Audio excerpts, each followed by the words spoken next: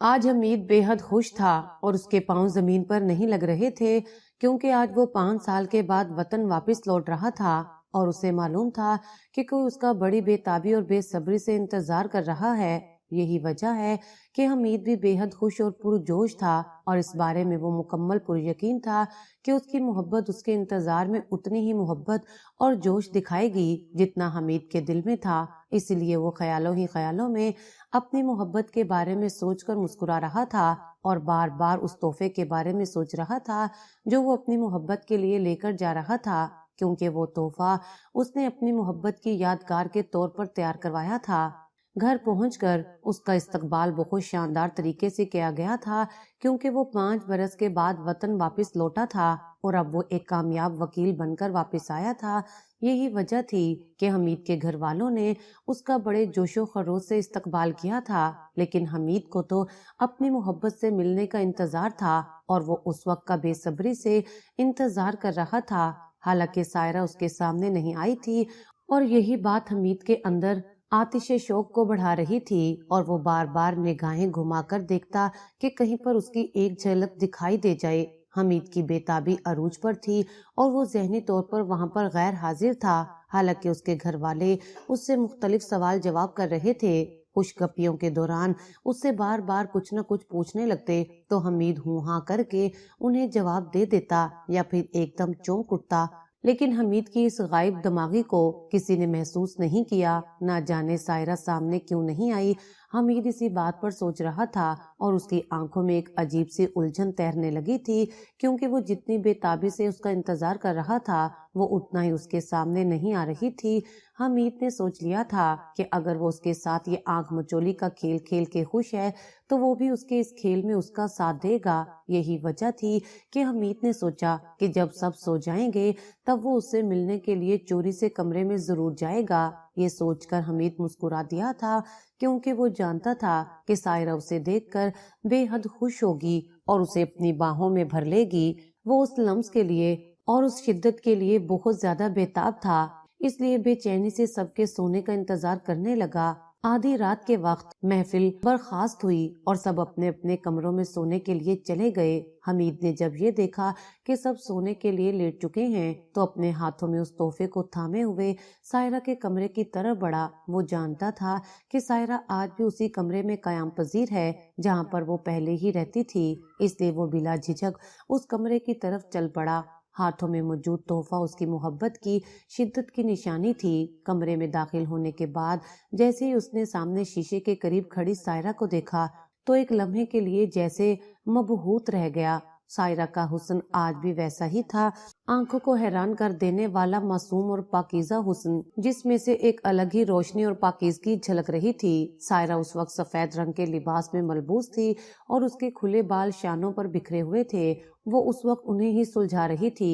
حمید جانتا تھا سائرہ کی عادت تھی کہ وہ روز رات کو اپنے بالوں کو اچھی طرح سلجھا کر پھر بیڈ پر جاتی تھی۔ وہ سمجھ چکا تھا کہ سائرہ سونے کے لیے لیٹنے والی تھی، تبھی سائرہ نے جب اسے دیکھا تو چونک اٹھی۔ ایک لمحے کے لیے اس کی آنکھوں میں محبت اور خوشی نظر آئی تھی، لیکن اگلے ہی لمحے ان آنکھوں میں بیگانگی تیرنے لگی تھی، جسے حمید نے اتنی ہی شدت سے محسوس کیا۔ تبھی وہ آگے بڑھا اور کہنے لگا، کیسی ہو سائرہ؟ میں کافی دیر سے منتظر تھا کہ تم باہر آؤ گی، لیکن نہ جانے کیوں تم ایسے شرما رہی ہو اور یوں کمرے میں بند ہو گئی ہو۔ حمید نے سائرہ کی طرف شوق نظروں سے دیکھتے ہوئے جب پوچھا تو وہ برش ڈریسنگ ٹیبل پر رکھتے ہوئے واپس حمید کی طرف مڑی اور کہنے لگی، نہیں ایسی تو کوئی بات نہیں ہے، میں ویسے ہی تمہارے سامنے نہیں آنا چاہتی تھی۔ حمید کو سائرہ سے اس صاف گوئی اور حد درجے بے اتنائی کی توقع نہیں تھی۔ تبھی وہ اسے کہنے لگا، آخر مجھ سے ایسی کیا غلطی ہو گئی ہے جو تم ایسے کہہ رہی ہو؟ حمید نے یہ سائرہ سے پوچھا تو وہ کہنے لگی، غلطی کیا تم نہیں جانتے، لیکن خیر تمہیں کیا خبر ہوگی، بس اتنا جان لو کہ میں تمہارے ساتھ نہیں رہنا چاہتی، مجھے طلاق چاہیے۔ سائرہ کے منہ سے یہ بات سن کر حمید کے پیروں تلے سے زمین نکل گئی اور وہ بے اختیار غصے سے اسے دیکھ کر کہنے لگا، آخر تم یہ کیا بکواس کر رہی ہو؟ تم نے سوچا بھی کیسے کہ میں تمہیں طلاق دے دوں گا؟ حمید نے سائرہ سے غصے سے کہا تو وہ کہنے لگی، یہی سچ ہے، میں تمہارے ساتھ اب نہیں رہنا چاہتی، اس لیے بہتر یہی ہے کہ تم مجھے طلاق دے دو۔ حمید کا دماغ ایک دم غصے سے معاف ہو گیا اور وہ سائرہ کی طرف بڑھا اور اس کے بازو تھام کر کہنے لگا، مجھے لگتا ہے کہ تم اپنے حواسوں میں نہیں ہو۔ کیا تمہیں ذرا بھی اندازہ ہے کہ میں تم سے کتنی محبت کرتا ہوں؟ اور آج اپنی محبت کے بارے میں بتانے ہی تمہارے پاس آیا تھا، لیکن تم نے تو نہ جانے کیا سوچ رکھا ہے۔ یہ دیکھو میں تمہارے لیے کیا لے کر آیا ہوں۔ یہ کہتے ہوئے حمید نے اس مخملی ڈبے کو کھولا جو وہ اپنے ساتھ لے کر آیا تھا۔ اس ڈبے میں خوبصورت بریسلٹ موجود تھا جس کے اوپر سائرہ اور حمید کے نام کے شروع کے حروف لکھے ہوئے تھے، اور وہ اتنے خوبصورت انداز میں لکھے ہوئے تھے کہ بے اختیار سائرہ اسے دیکھتی رہ گئی، لیکن سائرہ بھی جانتی تھی کہ وہ مجبور ہے، اور اس وقت حمید اس کی مجبوری سمجھ نہیں رہا تھا۔ تبھی اس نے نخوت سے اپنے بازو کو چھڑواتے ہوئے حمید سے کہا، تم یہ تحفہ اپنے پاس سنبھال کر رکھو، نہ تو یہ تمہاری محبت کی نشانی ہے اور نہ ہی مجھے تم سے کوئی محبت ہے، اس لیے بہتر یہی ہے کہ مجھے طلاق دو اور میری جان چھوڑو۔ یہ کہتے ہوئے سائرہ نے بدتمیزی سے حمید کے آگے دونوں ہاتھ جوڑ دیے۔ حمید تو ایک دم غصے میں بل کھا کر رہ گیا تھا، وہ سوچ بھی نہیں سکتا تھا کہ سائرہ ایسے کرے گی۔ اس نے اور تو کچھ نہیں سوچا، بے اختیار سائرہ کا ہاتھ پکڑا اور اسے کھینچتا ہوا اپنے ساتھ لے جانے لگا۔ سائرہ حمید کی اس حرکت پر حیرت سے اسے دیکھ رہی تھی۔ اس نے 2-3 بار خود کو چھڑوانے کی کوشش کی، حمید کو روکنے کی کوشش کی، لیکن نہ تو حمید رکا اور نہ ہی اس نے سائرہ کی التجا پر کان دھرے اور کھینچتا ہوا اسے اپنے کمرے میں لے آیا۔ ہمدان ولا میں 2 خاندان آباد تھے، بڑے بھائی عثمان جبکہ چھوٹے بھائی نعمان اپنے اپنے بیوی اور بچوں کے ساتھ اس گھر میں خوشحال زندگی گزار رہے تھے۔ حمید بڑے بھائی عثمان کا بیٹا تھا۔ عثمان ایک کامیاب بزنس مین کے طور پر جانے جاتے تھے۔ اس شہر میں ان کا ایک بہت بڑا کپڑے کا کاروبار تھا اور وہ بے حد خوشحال اور کامیاب بزنس مین تھے، جبکہ چھوٹے بھائی کا الیکٹرانکس کا کام تھا اور وہ اس میں کافی ماہر سمجھے جاتے تھے۔ حمید کا رجحان اپنے خاندانی کاروبار کی طرف نہیں تھا، وہ پڑھ لکھ کر کوئی نوکری کرنا چاہتا تھا، اسی وجہ سے اس نے پہلے ہی اپنے باپ سے کہہ دیا تھا کہ میں اپنی تعلیم مکمل کر کے اپنے پیروں پر خود کھڑا ہونا چاہتا ہوں۔ اس کے والد نے اس کی اس بات کو بہت سراہا اور اس معاملے میں اس کا بے حد ساتھ دیا۔ یوں تو دونوں خاندان بے حد خوشحال تھے اور دونوں ویسے تو الگ الگ پورشنز میں آباد تھے، لیکن رات کا کھانا سب مل کر کھاتے تھے، اور یہ عثمان صاحب کی خاص ہدایت تھی، کیونکہ اس طرح وہ اپنے گھر کے اندر ایک باہمی یگانگت اور محبت کو فروغ دینا چاہتے تھے۔ عثمان اور نعمان کی ایک ہی بہن تھی، رابعہ بیگم، جن کے بارے میں بچوں کو صرف اتنا ہی معلوم تھا کہ انہوں نے اپنی پسند کی شادی کی تھی، اور تب سے لے کر اب تک ان سے کسی کا کوئی رابطہ نہیں تھا، کیونکہ رابعہ بیگم کو ان کے والدین نے یعنی کہ حمید کے دادا اور دادی نے اپنی جائیداد سے آگ کر دیا تھا۔ یہی وجہ تھی کہ کوئی بھی نہیں جانتا تھا کہ وہ کہاں پر ہیں اور کس حال میں ہیں۔ گھر میں جب کبھی بھی ان کا ذکر ہوتا تو ہر کوئی آپ دیدہ ہو جاتا تھا، خاص طور پر عثمان صاحب اپنی بہن کو لے کر بے حد جذباتی تھے، اور وہ اکثر خوشی کے موقع پر انہیں یاد کرتے تھے، کیونکہ وہ ان کی لاڈلی بہن تھی اور اسے انہوں نے بالکل اپنے بچوں کی طرح پالا تھا۔ انہی دنوں میں حمید نے اپنا LLB کلیئر کر لیا تھا اور اب وہ باہر جانے کے لیے پرتول کر رہا تھا، کیونکہ وہ باہر جا کر قانون کو پڑھنا چاہتا تھا۔ اسے شروع سے ہی وکیل بننے کا شوق تھا اور اس کے والد نے اس کے اس شوق میں کوئی رکاوٹ کھڑی نہیں کی تھی۔ جب بھی وہ ایک دن انگلینڈ کی یونیورسٹی میں اپلائی کر کے اپنے والدین سے دعاؤں کی درخواست کرنے لگا، بابا جان میں نے یونیورسٹی میں اپلائی کر دیا ہے، آپ دعا کریں کہ میرا نام آ جائے اور میں اس یونیورسٹی میں تعلیم حاصل کر کے اپنا بہتر مستقبل بنا سکوں۔ حمید نے بڑے ادب سے اپنے باپ سے کہا تو وہ بے اختیار اس کا شانہ تھما کر کہنے لگے، مجھے پورا یقین ہے کہ میرے بیٹے کا نام لسٹ میں ضرور آئے گا اور وہ ایک کامیاب قانون دان کے طور پر جانا جائے گا۔ اس وقت عثمان صاحب کی آنکھوں میں ایک خاص چمک تھی جو اپنی اولاد کو کامیاب ہوتا دیکھ کر ہر ماں باپ کی آنکھوں میں آ جاتی ہے۔ ابھی حمید کو اپلائی کیے ہوئے کچھ دن ہی گزرے تھے کہ اچانک گھر پر آنے والے ایک فون کال نے سب کو حیرت اور مخمسے میں ڈال دیا تھا، کیونکہ وہ فون کال کسی اور کی طرف سے نہیں بلکہ رابعہ بیگم کی بیٹی سائرہ کی طرف سے آئی تھی۔ جس میں اس نے عثمان صاحب کو بتایا تھا کہ میری والدہ کی طبیعت بہت خراب ہے اور وہ آپ کو یاد کر رہی ہیں، ایک بار آ کر ان سے مل جائیں۔ یہ کال سن کر عثمان صاحب بے حد رنجیدہ ہو گئے تھے اور وہ اسی وقت اپنی بہن کے پاس جانے کو تیار ہو گئے تھے۔ عثمان صاحب کی طبیعت کو مد نظر رکھتے ہوئے حمید نے ان کو اکیلے جانے نہیں دیا اور ان کے ساتھ اس پتے کی جانب گامزن ہو گیا جو پتہ سائرہ نے فون پر عثمان صاحب کو لکھوایا تھا۔ خود حمید کے جذبات بھی اس وقت بہت عجیب ہو رہے تھے۔ زندگی میں پہلی بار وہ اپنی اس پھپھو سے ملنے کے لیے جا رہا تھا جس کے بارے میں اب تک اس نے صرف سنا تھا اور نہ تو انہیں کبھی دیکھا تھا اور نہ ہی وہ ان کے بارے میں زیادہ جانتا تھا۔ اور اب جو حالات چل رہے تھے اور جس طرح سائرہ نے انہیں ان کی طبیعت کے بارے میں بتایا تھا، عثمان صاحب اور حمید بے حد پریشان ہو چکے تھے۔ عثمان صاحب راستے میں حمید سے کہنے لگے، اگر رابعہ کو شہر کے کسی بھی بڑے ہسپتال میں لانا پڑے تو میں اسے لے کر آؤں گا، اس کا ہر علاج کرواؤں گا، میں اسے یوں اپنے ہاتھوں سے جانے نہیں دوں گا۔ اب وہ مجھے ملی ہے تو میں اسے کھونے نہیں دوں گا۔ عثمان صاحب کی آنکھوں سے اس وقت آنسو رواں تھے اور تبھی حمید کو اندازہ ہوا تھا کہ وہ اپنی بہن سے کس قدر محبت کرتے تھے۔ نہ جانے کس طرح وہ اپنے دل پر پتھر رکھ کر اب تک کا وقت گزار رہے تھے، لیکن اب ان کے بارے میں سن کر ان سے بالکل نہیں رہا گیا تھا۔ حمید اور عثمان صاحب جب رابعہ بیگم کے گھر پہنچے تو رابعہ بیگم کی آنکھیں چمک اٹھی تھیں۔ وہ عثمان صاحب کو دیکھ کر بے حد جذباتی ہوئی اور شدت سے رونے لگی تھی۔ یہ منظر بہت جذباتی کر دینے والا تھا کیونکہ اس وقت برسوں کے بچھڑے ہوئے دو بہن بھائی ملے تھے اور اس وقت ان کے درمیان اور کسی بھی چیز کی کوئی ضرورت نہیں تھی۔ وہ دونوں ایک دوسرے کے لیے کافی تھے۔ کافی دیر رونے کے بعد جب دونوں کے دل کا غبار چھٹا تو رابعہ بیگم نے اپنی بیٹی سائرہ کا تعارف کروایا، جبکہ ان کے شوہر اس وقت گھر پر نہیں تھے۔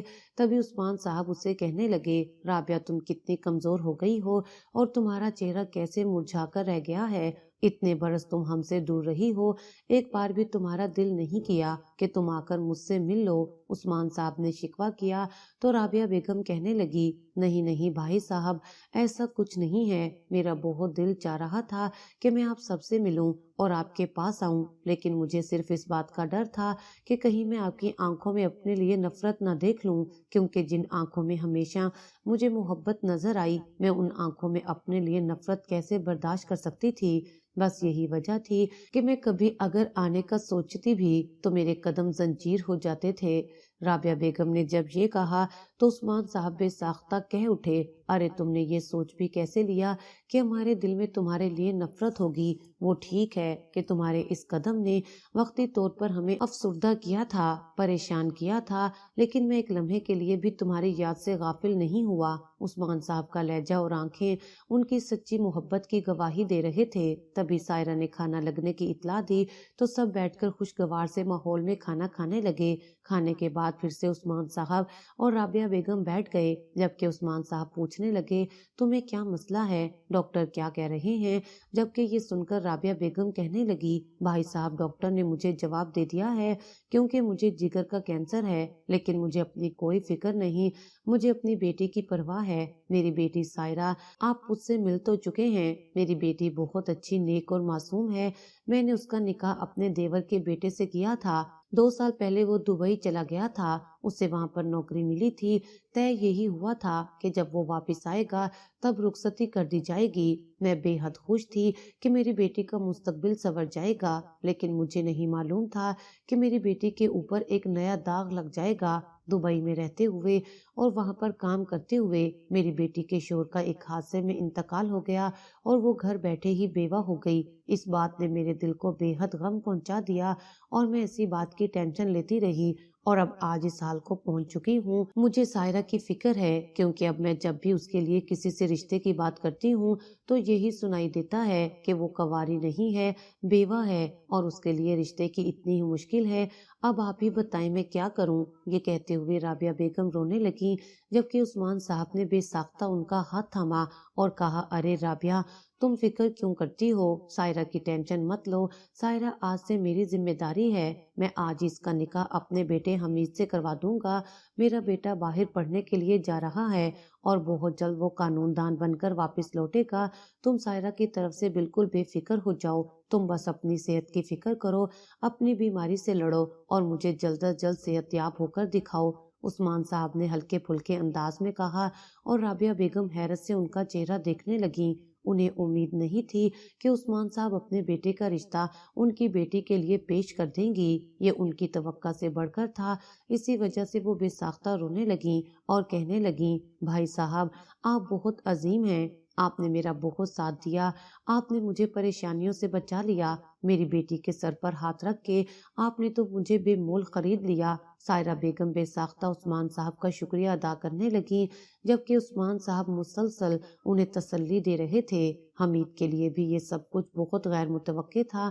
اسے جب اپنے نکاح کے بارے میں پتہ چلا تو پہلے تو وہ احتجاج کر بیٹھا، لیکن باپ کے سامنے اس کی ایک نہیں چلی، کیونکہ وہ جانتا تھا کہ اس کے بابا کو اپنی بہن اتنے برسوں کے بعد ملی ہے اور حمید ان کی آنکھوں میں کسی بھی طرح کی پریشانی نہیں دیکھ سکتا تھا، اسی لیے وہ اس نکاح کے لیے حامی بھر بیٹھا تھا۔ اور وہ دونوں باپ بیٹا جو رابعہ بیگم کی خبر گیری کے لیے آئے تھے، سائرہ سے نکاح کر کے واپس لوٹے تھے، کیونکہ عثمان صاحب نے رابعہ بیگم کو تسلی دی تھی کہ وہ جلدی ایک بارات کی شکل میں آئیں گے اور سائرہ کو رخصت کروا کر لے جائیں گے۔ اتنے سے عمل نے رابعہ بیگم کو ایک انمول خوشی دی تھی جو ان کے چہرے سے جھلک پڑی تھی۔ گھر واپس پہنچنے پر جب سارے گھر کو حمید کے اچانک نکاح کے بارے میں پتہ چلا تو ہر ایک نے اپنی اپنی رائے دی۔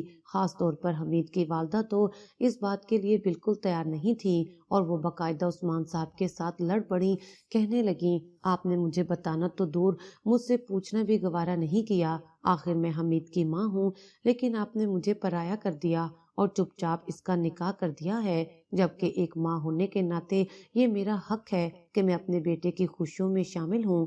عثمان صاحب بے ساختہ اپنی بیگم کے آگے وضاحت پیش کرنے لگے، لیکن ان کی یہ وضاحت کسی بھی کام نہ آئی۔ حمید کی والدہ کا موڈ اس بات پر خراب ہی رہا، جبکہ عثمان صاحب خود کو یہ تسلی دیے بیٹھے رہے کہ جلدی حالات سازگار ہو جائیں گے اور وہ سائرہ کی رخصتی کی بات کریں گے، لیکن گھر میں سے کوئی بھی اس رشتے کے لیے تیار نہیں تھا۔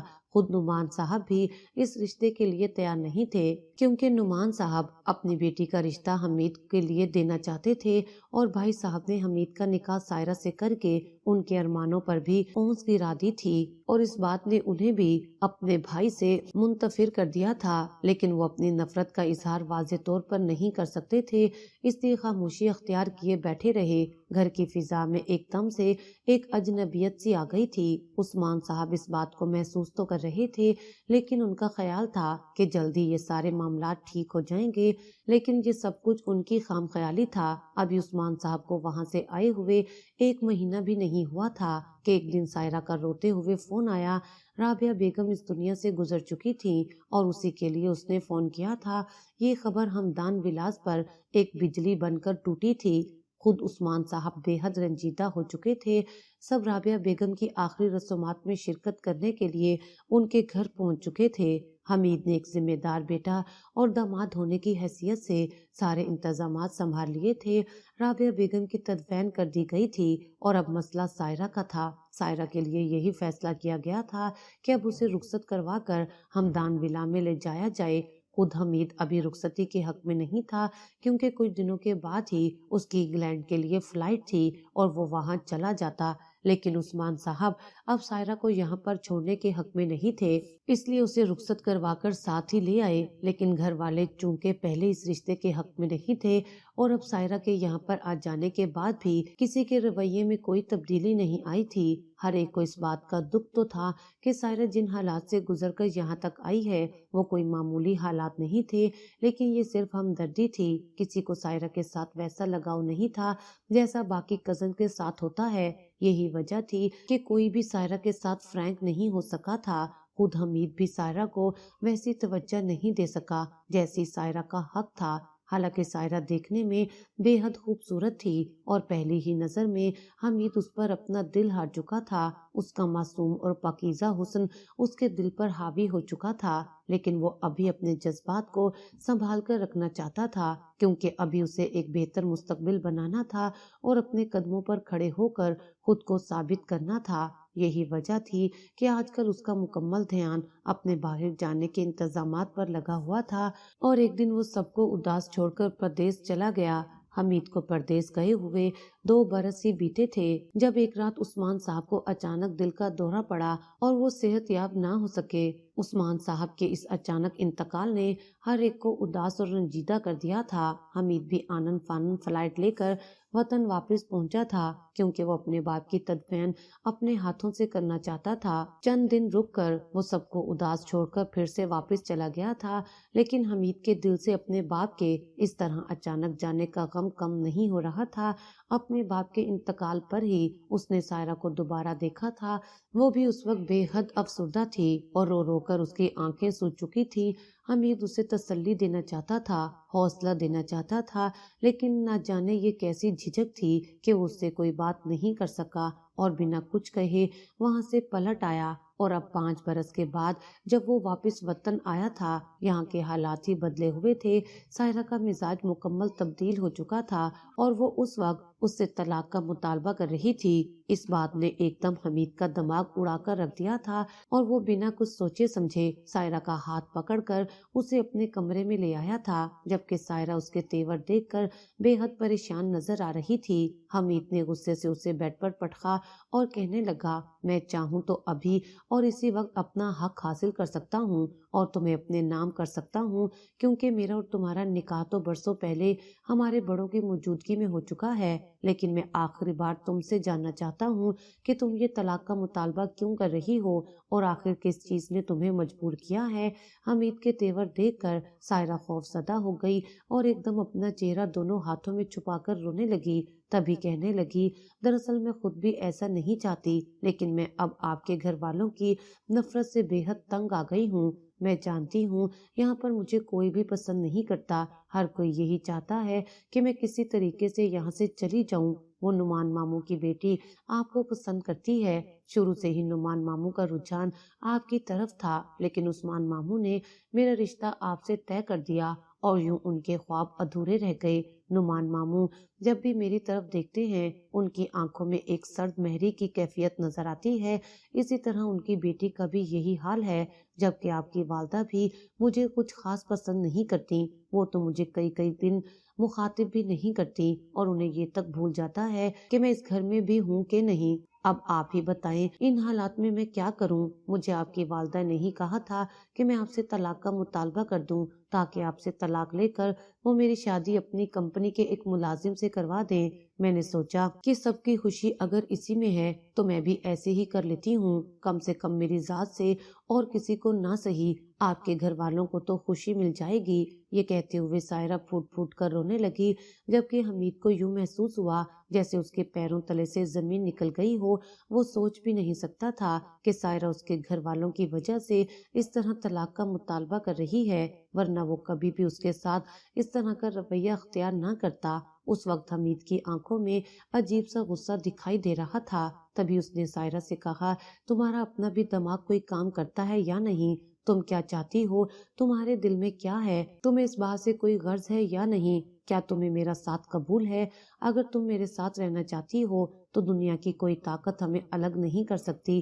میں تم سے اسی دن محبت کرنے لگا تھا جس دن پہلی بار تمہیں دیکھا تھا، حالانکہ میرے ابا نے تمہارا نکاح مجھ سے پڑھوایا تھا۔ میں یہ تک بھول گیا تھا کہ تم مجھ سے 4 سال بڑی ہو۔ میں اپنا آئیڈیل بھول گیا، اپنی سب خواہشات دل میں دفن کر دی صرف تمہارے لیے، اور تم دوسروں کی باتوں میں آ کر ہمارا رشتہ الگ کرنا چاہتی ہو۔ مجھے سچ سچ بتاؤ، کیا تمہیں مجھ سے ذرا بھی لگاؤ نہیں ہے؟ کیا تمہیں مجھ سے ذرا بھی محبت نہیں ہے؟ حمید نے یہ کہہ کر ایک امید کے تحت سائرہ کی آنکھوں میں دیکھا تو بے اختیار اس کی آنکھیں جھلک پڑیں اور اس نے آہستہ سے سر ہلاتے ہوئے کہا، بالکل ہے، میں خود بھی آپ سے اسی دن محبت کرنے لگی تھی جس دن نکاح کے 2 بولوں نے ہمارے بیچ اقرار کروایا تھا۔ میں نہیں جانتی کہ میں صحیح کر رہی ہوں یا غلط، لیکن مجھے معلوم ہے کہ یہ سب کرتے ہوئے میرا دل خون کے آنسو رو رہا ہے۔ میں ایک لمحے کے لیے بھی آپ سے الگ نہیں ہونا چاہتی، لیکن کیا کروں؟ آپ کی والدہ مجھے ناپسند کرتی ہیں، آپ کے باقی گھر والے مجھ سے نفرت کرتے ہیں۔ میں اس طرح کے ماحول میں نہیں رہ سکتی۔ سائرہ نے بھی اس سے دل کی بات کہتے ہوئے رونا شروع کر دیا۔ جبکہ حمید نے ایک مکمل سکون کے ساتھ سائرہ کو اپنے ساتھ لگایا اور کہنے لگا تم اس بات کی فکر مت کرو، یہ سب میرا مسئلہ ہے، میں سب کچھ ٹھیک کر لوں گا، لیکن تم میرا ساتھ کبھی مت چھوڑنا اور آئندہ کسی اور کی باتوں میں آ کر کبھی بھی الگ ہونے کی بات مت کرنا، ورنہ میں اس دنیا سے ہی گزر جاؤں گا۔ حمید نے ابھی اتنا ہی کہا تھا کہ سائرہ نے بے اختیار اس کے ہونٹوں پر اپنا ہاتھ رکھ دیا۔ حمید نے آہستہ سے اس کے ہاتھ کو چوم لیا۔ سائرہ نے جھجک کر ہاتھ پرے ہٹا لیا۔ اس کے چہرے پر ایک مسکراہٹ سی آ چکی تھی اور گلابی لالیاں اس کے گالوں پر بکھر چکی تھی۔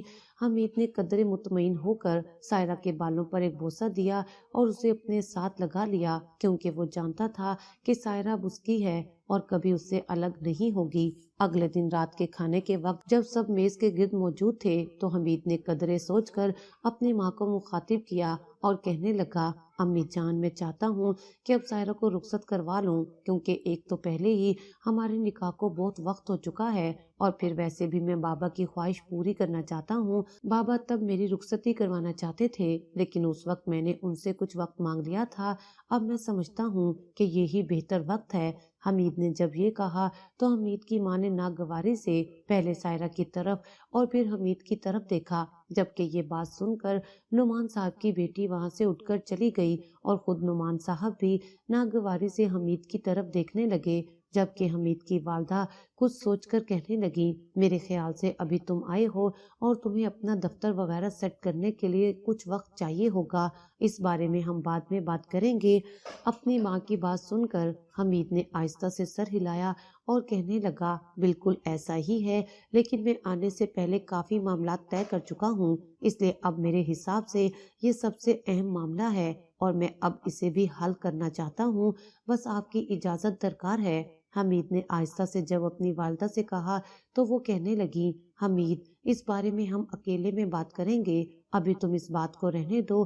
ان کے دو ٹوک انداز نے حمید کو معاملے کی سنجیدگی کا اندازہ کروایا، لیکن اب وہ چاہتا تھا کہ جلد سے جلد اس معاملے کو حل کرے اور سائرہ کو رخصت کروا لے، اس لیے کھانے کے بعد رات کے وقت وہ اپنی اور اپنی ماں کے لیے چائے بنا کر ان کے کمرے میں لے آیا۔ اسے اس انداز میں آتا دیکھ کر اس کی والدہ سمجھ گئی تھی کہ حمید دوبارہ ان سے بات کرنے آیا ہے، اس لیے وہ بھی سیدھی ہو بیٹھی تھی۔ تبھی ادھر ادھر کی باتوں کے بعد حمید نے کہا امی جان، میں چاہتا ہوں کہ سائرہ کو رخصت کروا لوں، آخر اس معاملے میں کیا قباحت ہے، میں اب اپنے پیروں پر کھڑا ہو چکا ہوں اور کسی بھی طرح میں معاشی مشکلات کا شکار نہیں ہوں، اپنی شادی کا بوجھ اٹھا سکتا ہوں۔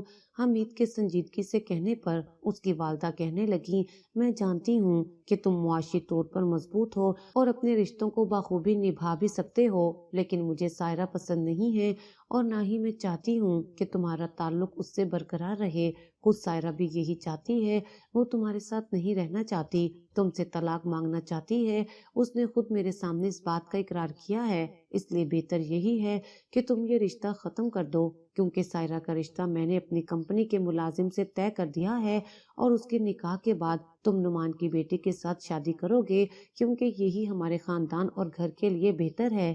اپنی ماں کی بات سن کر حمید کو یقین نہیں آ رہا تھا کہ وہ اتنا بڑا فیصلہ اکیلے لے لیں گی اور اسے اتنا بڑا جھوٹ بولیں گی۔ تاہم حمید نے ادب کو مد نظر رکھتے ہوئے اپنی ماں سے کہا امی میری سائرہ سے بات ہو چکی ہے، وہ میرے ساتھ رہنا چاہتی ہے، خود میں بھی اس کے ساتھ رہنا چاہتا ہوں، ویسے بھی اگر وہ مجھ سے طلاق کا مطالبہ کرتی بھی تو میں کبھی اسے طلاق نہیں دیتا، کیونکہ سائرہ میرے باپ کی خواہش تھی اور انہوں نے بہت شوق اور محبت سے یہ رشتہ طے کیا تھا، اس لیے میں اپنی زندگی میں تو کبھی اس رشتے کو ختم نہیں کروں گا۔ آپ نے جہاں کہیں بھی سائرہ کا رشتہ طے کیا ہے غلط کیا ہے، آپ کو اس طرح نہیں کرنا چاہیے تھا، اور رہی بات نعمان چچا کی بیٹی کی تو میں اسے ہمیشہ چھوٹی بہن ہی سمجھتا رہا ہوں، اللہ نے اگر مجھے بہن نہیں دی تھی تو میں نے ہمیشہ اس کمی کو اس میں پورا کیا ہے، اس لیے میں ایک بھائی بن کر اسے رخصت کروں گا، نہ کہ اس سے شادی کروں گا۔ آپ اپنے ذہن کو تیار کر لیں اور ہم دونوں کی رخصتی کے بارے میں بتا دیں۔ یہ کہتے ہوئے حمید وہاں سے اٹھ گیا اور اپنے کمرے میں چلا آیا، کیونکہ وہ نہیں چاہتا تھا کہ اس کے منہ سے غلط الفاظ نکلے جو اس کے ماں کی دل آزاری کا باعث بنے۔ اگلے چند دنوں میں وہ اپنے دفتر کو سیٹ کرنے میں لگ گیا، جبکہ اس دن کے بعد سے دوبارہ ان دونوں ماں بیٹوں کے بیچ اس موضوع کو لے کر کوئی بات نہیں ہوئی۔ خود حمید کی والدہ بھی اسے مخاطب نہیں کرتی تھیں، یوں جیسے وہ اپنی ناراضگی ظاہر کر رہی ہوں، لیکن حمید اب ایسا کچھ نہیں چاہتا تھا۔ نہ تو وہ سائرہ کو چھوڑ سکتا تھا اور نہ ہی اپنی والدہ کو ناراض کر سکتا تھا، اس لیے ابھی تک خاموش تھا، کیونکہ وہ جانتا تھا کہ بہت جلد اس کی والدہ اس کی ضد مان لیں گی اور وہ سائرہ کو رخصت کروا کر عزت سے گھر لے آئے گا۔ لیکن دن پر دن گزرتے جا رہے تھے اور حمید اپنی ماں کی طرف سے اس بات کا منتظر ہی تھا کہ کب وہ اسے اجازت دیں، لیکن اس کی والدہ بھی شاید برا بنا بیٹھی تھی۔ تبھی ایک دن اچانک اسی طرح دفتر سے واپسی پر جب حمید ان سارے حالات کے بارے میں سوچ رہا تھا تو نہ جانے اس کی آنکھوں کے آگے کیسے اندھیرا چھا گیا۔ اس کے سر میں ایک دم درد کی ٹیسیں اٹھی اور پھر اگلے ہی لمحے ایک خوفناک دھماکے نے اس کے کانوں کو چھوا تھا، اور اس کے بعد کیا ہوا اسے کچھ یاد نہیں۔ اور جب اس کی آنکھ کھلی تو شدید تکلیف اور جسم میں اٹھتی ہوئی درد کی ٹیسوں نے اس کا استقبال کیا تھا۔ حمید نے اپنے ارد گرد دیکھا تو سائرہ اس کی والدہ پریشان صورت لیے ہوئے اس کے قریب موجود تھیں۔ ہسپتال کو دیکھ کر اسے اندازہ ہو چکا تھا کہ یقیناً وہ ہسپتال کے بستر پر ہے اور اسے کچھ ہوا ہے۔ تبھی اس نے آہستہ آواز میں پوچھا، امی مجھے کیا ہوا ہے، میں کہاں ہوں؟ اس کی بات سن کر اس کی والدہ پھوٹ پھوٹ کر رونے لگیں اور کہنے لگیں، حمید میرے بچے شکر ہے تجھے ہوش آ گیا، آج پورے 3 دن کے بعد تو ہوش میں آیا ہے، تیرا بہت خطرناک ایکسیڈنٹ ہو گیا تھا اور تو نے تو ہماری جان نکال کر رکھ دی تھی، اللہ کا لاکھ لاکھ شکر ہے اس نے ہماری دعائیں قبول کر لیں اور آج تو ہوش میں ہے۔ یہ کہتے ہوئے اس کی والدہ نے ایک دم حمید کا ہاتھ تھام لیا، جبکہ اس نے آہستہ سے آنکھیں بند کر لیں۔ سائرہ اس کے قریب ہی کھڑی تھی اور اس کے لیے یہی احساس کافی تھا کہ وہ اس کے آس پاس موجود ہے۔ اس خطرناک ایکسیڈنٹ میں حمید کو کافی چوٹیں آئی تھیں اور وہ کافی دن تک ہسپتال میں داخل رہا۔ اس کے پاس یا تو سائرہ ہوتی یا پھر اس کی والدہ ہوتی۔ اب تو دونوں کے درمیان کافی بہتر تعلقات نظر آ رہے تھے اور وہ اکثر ایک دوسرے کے ساتھ بڑے خوشگوار انداز میں باتیں کرتے ہوئے دکھائی دیتی۔ یہ بات حمید کے اطمینان کے لیے کافی تھی اور وہ انہیں اس طرح باتیں کرتا دیکھ کر مطمئن ہو جاتا تھا۔ نعمان چچا بس ایک ہی 2 بار ہی کھڑے کھڑے اس کی خیریت معلوم کرنے کے لیے آئے تھے، یوں جیسے انہیں بھی اب اس بات سے کوئی فرق نہیں پڑتا تھا کہ وہ لوگ جئیں یا مریں۔ حمید یہ سمجھ چکا تھا کہ ہواؤں کا رخ بدل چکا ہے۔ اس کی والدہ اب سائرہ کو دلی طور پر قبول کر چکی ہیں، کیونکہ ان کی آنکھوں میں اب سائرہ کے لیے محبت دکھائی دیتی تھی۔ یہی وجہ تھی کہ جب وہ مکمل صحت یاب ہو کر گھر واپس لوٹا تو اس کی والدہ نے خود ہی اس کے ساتھ سائرہ کی رخصتی کی بات چھیڑ دی، جبکہ حمید کہنے لگا، امی میں بہت خوش ہوں کہ آپ نے میری خوشی کا احترام کیا اور سائرہ کو اپنی بہو کے روپ میں قبول کر رہی ہیں۔ جبکہ اس کی والدہ کہنے لگی، شاید ایسا ہی ہے، لیکن سچ بات تو یہ ہے کہ تمہارے ایکسیڈنٹ نے مجھے ڈرا کر رکھ دیا تھا، اور پھر جس طرح ان دنوں میں نعمان کا رویہ رہا اس نے مجھے بہت کچھ سوچنے پر مجبور کر دیا۔ صرف سائرہ ہی تھی جو مجھے حوصلہ اور تسلی دیتی اور میری کڑوی کسیلی باتیں بھی خاموشی سے سن لیتی۔ اس لڑکی نے ایک لمحے کے لیے بھی مجھے اکیلا نہیں چھوڑا، میرے کھانے پینے کا بھی وہی خیال رکھتی تھی اور مجھے مکمل حوصلہ اور تسلی دیتی۔ ہسپتال میں تمہارے ساتھ موجود رہتی، اس بات نے مجھے اس کا دیوانہ کر دیا ہے، اور میں جان گئی ہوں کہ تمہارے والد کا فیصلہ بالکل درست تھا، انہوں نے جو کیا صحیح کیا، اور اب میں اس رشتے پر دل سے راضی ہوں۔ اپنی والدہ کے منہ سے یہ سب سن کر حمید بے حد خوش ہوا تھا اور اس نے سوچ لیا تھا کہ وہ اس معاملے میں تاخیر سے کام نہیں لے گا اور جلد ہی رخصتی کروا کر سائرہ کو اپنے کمرے میں لے آئے گا، کیونکہ پہلے ہی ان دونوں کے بیچ ایک لمبا عرصہ حائل رہا تھا اور اب حمید ایک لمحے کے لیے بھی اس سے دور نہیں رہنا چاہتا تھا۔ تبھی اسی لمحے جب سائرہ سوپ کا پیالہ لیے کمرے میں داخل ہوئی تو وہ بڑی پرشوق نظروں سے اسے دیکھنے لگا اور کہنے لگا، آئیے مسز حمید، کیسی ہیں آپ؟ اب بہت جلد آپ مستقل اس کمرے کی زینت بننے والی ہیں۔ اپنی والدہ کے سامنے ہی یہ سب کہتے ہوئے حمید ایک لمحے کے لیے بھی نہیں جھجکا تھا، جبکہ سائرہ تو بالکل حواس باختہ سی ہو گئی تھی اور اس نے فوراً ڈرتے ڈرتے اپنی ساس کی طرف دیکھا جو حمید کے اس جملے پر مسکرا رہی تھی۔ تبھی سائرہ کو اندازہ ہوا کہ حالات اب بدل چکے ہیں اور حمید اپنی خوشیاں حاصل کرنے میں کامیاب ہو چکا ہے۔ سائرہ نے بھی تمانیت سے سر جھکا لیا اور سوپ کا پیالہ آہستہ سے حمید کے پاس رکھ کر فوراً باہر نکل گئی، کیونکہ اس لمحے اسے بے حد شرم محسوس ہو رہی تھی اور وہ ایک انوکھی سی کیفیت محسوس کر رہی تھی، جبکہ اس کے پیچھے حمید کا کہکا بڑی دور تک گونج رہا تھا جو کہ ان دونوں کی خوشیوں کا ضامن تھا۔